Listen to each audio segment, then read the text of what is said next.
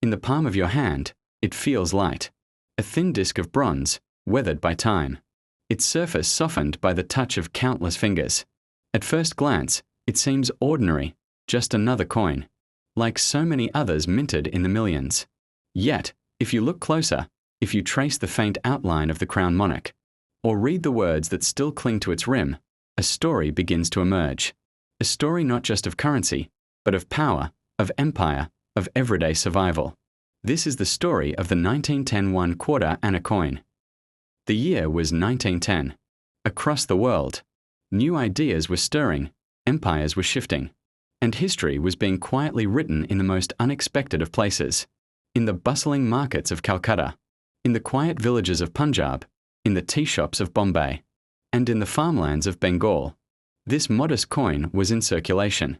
It was exchanged in the open palms of farmers and merchants, clinked into the tills of shopkeepers, and dropped into the hands of children buying sweets on crowded streets.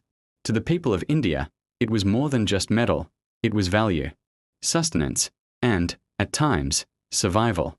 Yet beyond its role in trade and livelihood, the 1910 1/4 anna was also a symbol of something much larger, the British Raj.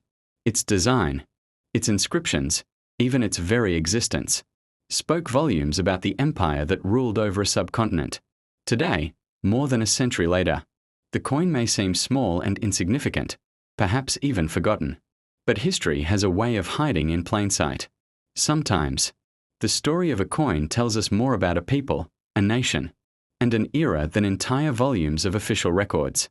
So why the 1/4 anna of 1910? Why single out this coin from so many others that filled the pockets of colonial India?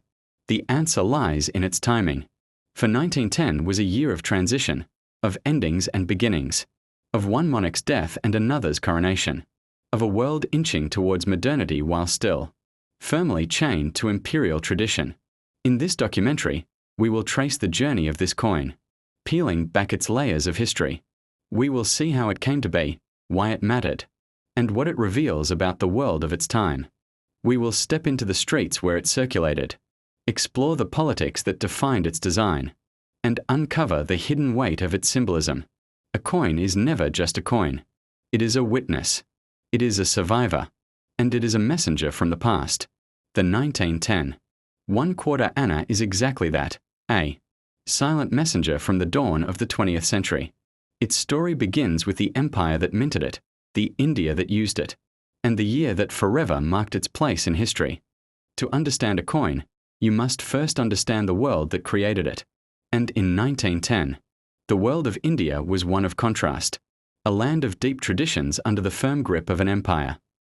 At the dawn of the 20th century, India was firmly under the rule of the British Raj, a system of governance established after the dramatic events of the 1857 rebellion, when the East India Company was dissolved and direct control of India was transferred to the British Crown.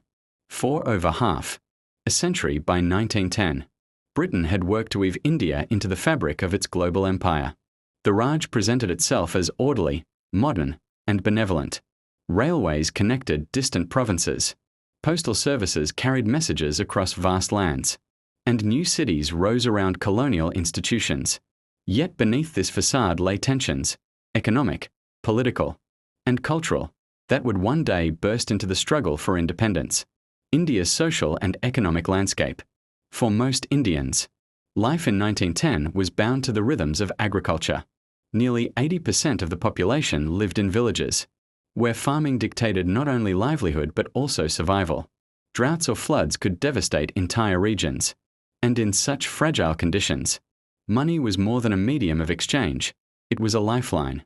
The rupee was the standard currency, but most daily transactions never involved full rupees. Instead, they revolved around smaller denominations, like the anna and its fractions. The 1/4 anna coin played a critical role in local markets, where small-scale trade flourished. It could pay for vegetables in a bazaar, a measure of rice, or a few minutes of labor. For urban workers, it bought a cup of tea or a tram ride.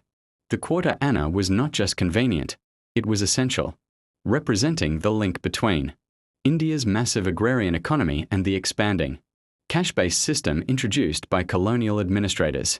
The weight of empire. But money in colonial India carried more than economic value. It carried symbolism. Every coin bore the image of the British monarch, reminding millions of their position within the empire. In 1910, that monarch was King Edward VII, whose stern profile was stamped onto the quarter anna. To most Indians, Edward was a distant figure. Few could picture his daily life in Buckingham Palace or Sandringham.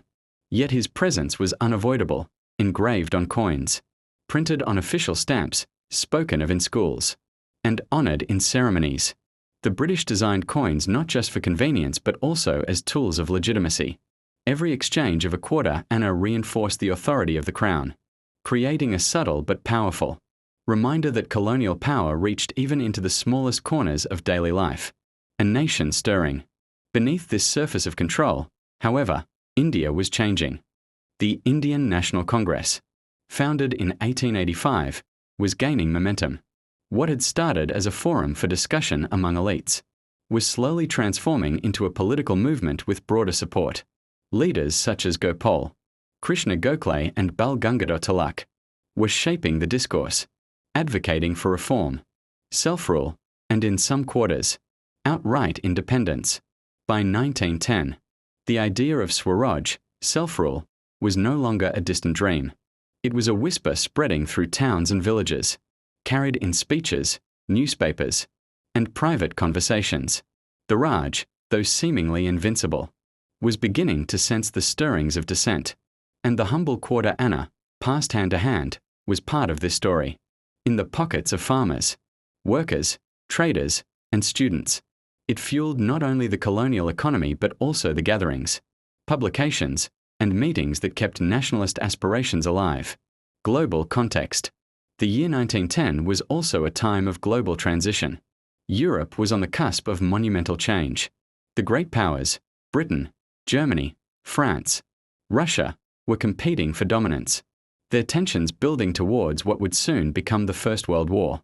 India, as the jewel in the crown of the British Empire, played a vital role in this geopolitical landscape. Its resources, its manpower, and its strategic location made it indispensable to Britain's global dominance. Coins like the quarter anna may have seemed small, but collectively, they were part of a vast monetary system that underpinned imperial finance, a world of contrasts. And so, in 1910, India was a land of contrasts. Grand colonial buildings rose in cities like Calcutta, Bombay, and Madras, while in villages, life remained unchanged for centuries. Educated elites debated reform in English drawing rooms, while peasants bartered crops for survival. The quarter anna coin reflected these contradictions. For some, it was a simple token of exchange. For others, it symbolized subjugation. For children, it was a delight to spend. For nationalists, it was a reminder of foreign dominance. To hold a 1910 quarter anna is to hold a piece of that world, a world where empire and resistance coexisted, where wealth and poverty lived side by side, and where every coin carried not only value but also meaning. It is against this backdrop, the empire at its height, and a nation quietly awakening, that the story of the 1910 1 quarter anna coin truly begins. A coin is never born by accident. It is designed, debated, minted, and circulated because it serves a purpose. To understand the 1 quarter anna of 1910, we must understand not only its design, but also the monetary system it lived within. In 1910, India's currency system was both intricate and deeply hierarchical.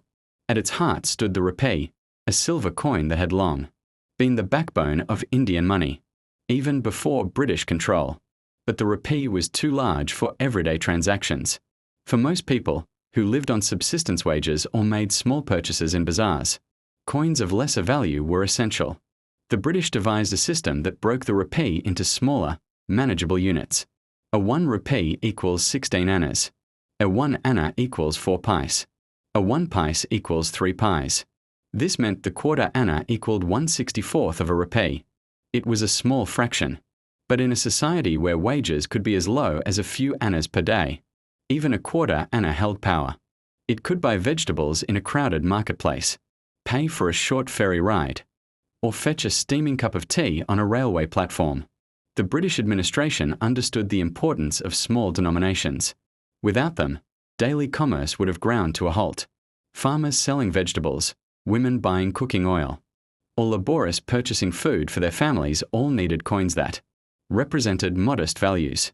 The quarter anna was thus a bridge, a coin that allowed ordinary Indians to participate in the economy, one transaction at a time. For the colonial government, it was also a tool of control. By standardizing the quarter anna, Britain was able to unify the vast subcontinent's monetary system, replacing the patchwork of regional coins that had existed under princely states and Mughal rule. A uniform coinage not only simplified trade but also reinforced British authority. Every coin in circulation was a quiet proclamation. The empire governed even the smallest details of economic life. The quarter anna as a denomination first appeared in the 19th century, when the British sought to streamline Indian coinage. Earlier centuries had seen a bewildering variety of currencies: silver rupees, copper dams, gold mohurs, and regional issues from princely rulers. Such diversity created confusion in trade, taxation, and administration. By the mid-1800s, the British decided that a rationalized system was necessary. Out of this effort came the quarter anna, first issued in 1862 under Queen Victoria's reign. From then on, the coin became a familiar part of Indian life. Its design changed as monarchs succeeded one another, but its purpose remained constant. By 1910, when Edward VI's quarter anna was struck, the denomination was already nearly 50 years old, trusted, recognized, and indispensable. Unlike higher-value silver coins, which were often hoarded or used in larger trade, the quarter anna was a coin of the people. It passed daily through the hands of laborious, artisans, and small traders. It rattled in the pockets of rickshaw pullers and echoed in the tills of tea sellers. For many Indians, the quarter anna might have been the most frequently used coin in their lives. It represented the intersection of colonial policy and everyday survival. And though small, it carried weight, both literal and symbolic. A bronze disc about 25.4 millimeters in diameter, weighing 4.85 grams. It was large enough to feel substantial in the hand. Its size meant it wasn't easily lost, yet its bronze construction kept it affordable to mint in vast numbers. But there was also a contradiction embedded in the quarter anna. For Britain, the coin was part of a system designed for efficiency and profit. The empire benefited from India's economy, extracting wealth through taxes, trade, and control of currency. But for the Indian people, the coin had a different meaning. It was not just a unit of value but a symbol of survival. Families measured daily life in annas and quarter annas, stretching every coin to cover essentials. To a poor worker earning 2 annas a day, a single quarter anna was 12.5% of his daily wage. It was not insignificant. It could mean the difference between eating a little more or going without. Thus, the coin reveals two realities: the cold, administrative efficiency of empire, and the intimate, lived experience of ordinary Indians. The quarter anna coins of 1910 were struck at major mints such as Bombay and Calcutta. Once minted, they entered circulation rapidly, carried by trains, carts, and ships across the subcontinent. Imagine the journey: a batch of newly minted quarter annas, gleaming and unblemished, leaving the Calcutta Mint in wooden crates. Within weeks, they would scatter across India, into bazaars in Delhi, fisher villages along the Coromandel coast, and railway stations in Punjab. Within months, their shine would dull, their surfaces scratched by countless exchanges. Each coin became a traveller, moving silently through lives and stories. The quarter anna of 1910 was not rare, nor was it glamorous. But in its ordinariness lay its importance. It was the heartbeat of daily commerce, the coin that kept the wheels of life turning. As we move forward, we will see not only the physical beauty of this coin, but also the symbolism etched into its design. A design that reveals much about the empire that issued it, and the people who used it. Every coin carries two faces, one literal, one symbolic. The literal face shows us design, inscriptions, and imagery, but the symbolic face shows us power, politics, and culture. The 1910 1/4 anna is no exception. The obverse, the emperor's profile. On one side of the 1910 quarter anna stands the portrait of King Edward. 7. His head faces right, crowned not with an ornate headdress, but with a simple, dignified profile, calm, stern, and authoritative. Around him runs the inscription, Edward the Seventh King and Emperor. The title says it all. He was not just King of the United Kingdom. He was Emperor of India, a title first claimed by his mother, Queen Victoria, in 1876. This dual title was more than ceremonial. It was a deliberate assertion of Britain's role as a world power, ruling over diverse peoples and vast territories. For the millions of Indians who handled this coin, the portrait of Edward VII was often their only direct encounter with the monarch. They might never see a British official, never set foot in a colonial court, never read a law in English, but they would carry the emperor's likeness in their pockets every day. The choice of imagery was deliberate. The obverse projected imperial authority, reminding every user that this coin, and, by extension, their economic lives, were bound to the British crown. The reverse, a blend of worlds. Flip the coin, and you find a different kind of message. The reverse bore the denomination in bold letters, 1/4 anna, India, 1910. This clear labelling reflected the British obsession with order and legibility. Yet the coin also carried decoration. A floral wreath encircled the text, composed of stylized leaves and blossoms. This was not accidental. The wreath evoked Indian aesthetics, echoing motifs common in local textiles, carvings, and manuscripts. It was an attempt, subtle but visible, to give the coin an air of familiarity. While the obverse shouted imperial dominance, the reverse whispered a softer message, recognition, even appropriation, of Indian culture. Thus, the coin became a hybrid symbol, part British, part Indian. It was a physical embodiment of the colonial bargain, foreign rule cloaked in gestures, toward local tradition. The material, bronze and symbolism of metal. Unlike the silver rupee, the quarter anna was struck in bronze. To the empire, this was a matter of practicality. Bronze was cheaper, durable, and easy to mint in huge numbers. But the choice of metal also carried unintended symbolism. Silver coins like the rupee were associated with larger transactions, wealth, and prestige. Bronze, by contrast, was humble, accessible, and common. It tied the quarter anna firmly to the lives of the masses. In villages and bazaars, bronze coins changed hands far more frequently than silver ones. Thus, the quarter anna became known as a people's coin, not luxurious, but essential. Size, shape, and weight. The coin measured about 25.4 millimeters in diameter and weighed 4.85 grams. To the modern eye, that might seem unremarkable, but in 1910, its size was carefully calculated. It was large enough to be easily recognized by touch, important in an era when illiteracy was widespread. It was heavy enough to feel substantial, reassuring its holder of its value. Yet it was small enough to carry in bulk without inconvenience. Even these practical decisions reflected British administration's meticulous control. Nothing was left to chance, not even the way. A coin felt in the hand of a farmer or a child. A hidden language of power. Look closely at the 1910 quarter anna, and you see more than design. You see a language of power. The king's portrait equals authority, dominance, continuity of empire. The English inscription equals the language of rulers, law, and administration. The date, 1910, equals precision. The empire's attempt to timestamp its presence on history. The wreath equals cultural borrowing, a nod to the land being ruled. Together, these elements created not just a coin, but a message. The empire ruled not only through armies and officials, but also through everyday objects, coins, stamps, and banknotes that reminded Indians of who held ultimate power. The ordinary object, the extraordinary symbol. For most Indians, the symbolism was not consciously considered. A farmer selling vegetables didn't stop to think about imperial imagery when accepting a quarter anna. A child buying sweets didn't reflect on the crown's authority.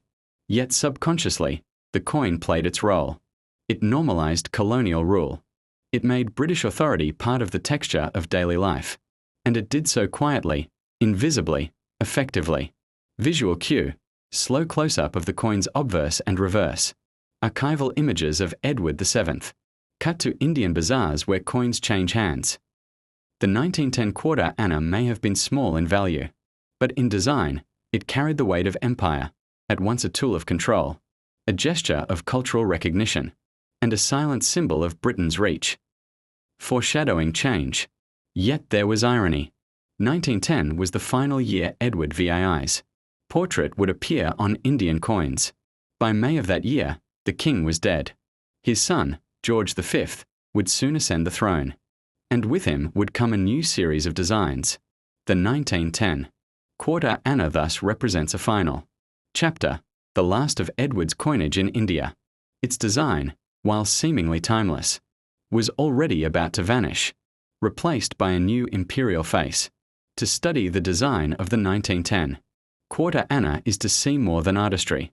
It is to glimpse the empire's intentions, its careful balance of authority and familiarity, and its reliance on even the smallest coins to carry its message. In the next chapter, we will see how this year, 1910, was not only a milestone in coinage, but also a turning point in history itself, marked by the death of a king and the dawn of a new reign. Every coin marks a year. Every year marks a moment in history. For the 1910 1/4 anna, that moment was one of endings and beginnings, the death of a king, and the dawn of another reign. The final year of Edward VII. By 1910, Edward VII had been king for less than a decade. He had inherited the throne in 1901, after the death of his mother, Queen Victoria, who had ruled for 63 years. Known as the Peacemaker, Edward brought a sense of modernity to the monarchy, navigating Britain through a rapidly changing world of diplomacy and industrial progress. But in India, his reign meant continuity of colonial rule. Coins bearing his image had circulated since 1903, reminding the people of the subcontinent that their ultimate sovereign lived thousands of miles away, across oceans and continents. The 1910 quarter anna was among the very last coins to carry Edward's portrait. In May of that year, the king fell gravely ill and died on May 6, 1910. His sudden passing shocked the empire, plunging Britain and its colonies into mourning. A time of transition. The death of a monarch was more than a change in leadership. For an empire that spanned the globe, it was a moment of psychological and administrative transition. In India, news of Edward's death reached through newspapers, telegrams, and word of mouth.